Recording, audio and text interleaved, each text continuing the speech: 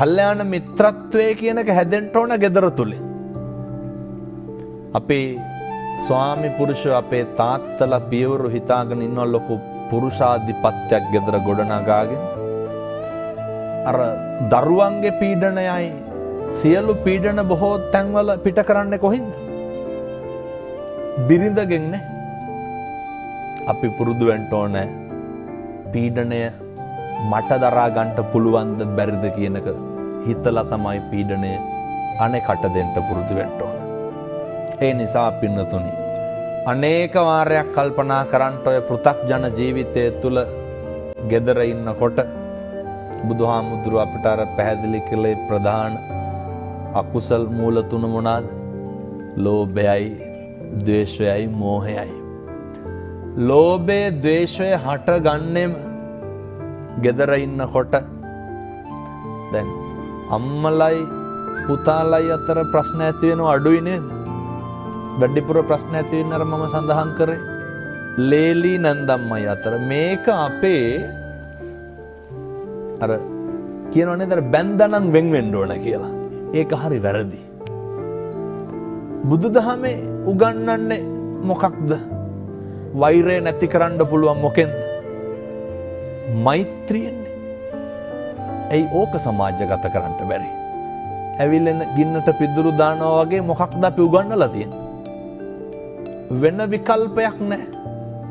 මම දැකලා තියෙනවා සමහරක් ගෙවල් වල එක ගෙදර ලිප් දෙකක් තියෙනවා පින්නතුනේ. ඒ වුණාට ඒ නැන්දම්මත් පහන තියෙනවා, ලේලිත් පහන තියෙනවා. වැඩක් තියනවද? සමහර පින්නතුන් ඉන්නවා මේ පහන තියලා හෙන ඉල්ලනවා. එක ගෙදර පහන තියලා හෙන ඉල්ලනවා. මේකට විසඳුමක් තියෙන්න ඕනේ.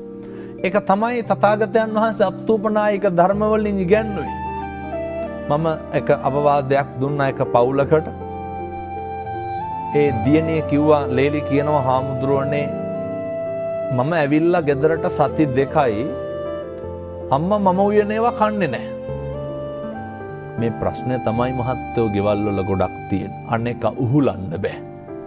අනේක දරන්න බෑ. මම කිව්වා උදේ වැඩට යනකොට නැන්දම්මට වඳින්න. ගත් කටටම ලේලි කියනවා හාමුදුරුවනේ වඳිනකොටම අනිත් පැත්ත හැරෙනවලු. අනිත් පැත්ත හැරෙන එක කාගේ වැඩක්ද? ඒක නැන්දම්මගේ වැඩක්. දැන් බුදුහාමුදුරුවෝ මේක නේද අපිට ඉගන්වන්නේ? අක්කොච්චි මං අවදි මං අජිනි මං අබාසි මේ හාසි මේනේ යේතං උපනයන්ති වේරන්තේ සූපසම්මති වේරන්තේ සන්. ඔහොමනේ ගාථා දෙක තුලම උගන්වන්නේ.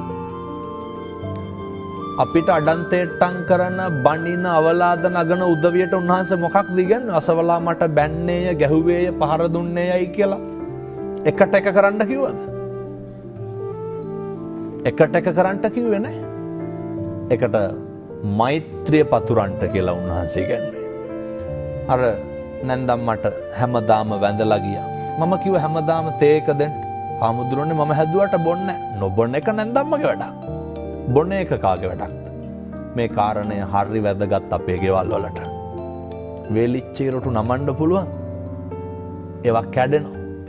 අමු ඉරටු මොකද කරන්න පුළුවන්? එහෙනම් දැන් මේක අහන්න ඕන කවුද?